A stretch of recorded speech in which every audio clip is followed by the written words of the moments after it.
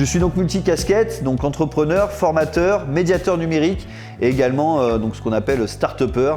Voilà, on est également bien évidemment accompagnateur, consultant en entreprise et notamment sur tout ce qui est risque lié à la cybersécurité ou à la sécurité des systèmes d'information, qui est le terme on va dire plus approprié.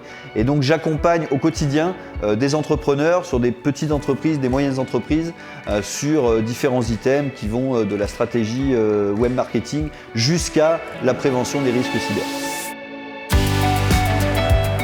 J'étais là en début de formation pour leur donner un petit peu un aperçu des enjeux liés à tout ce qui est risque cyber et surtout pour essayer de leur donner envie de progresser plus loin dans leur formation sur ce domaine-là. Chaque entreprise maintenant doit bien avoir conscience des enjeux, de réfléchir à des plans de continuation d'activité, des plans de reprise d'activité. C'est vraiment ce genre de notion que j'ai abordé à travers ces modules. Ça va leur apporter un contenu qui est souvent négligé dans la plupart des formations numériques, parce qu'on parle beaucoup de code, on parle beaucoup de langage de programmation, on parle beaucoup de choses techniques.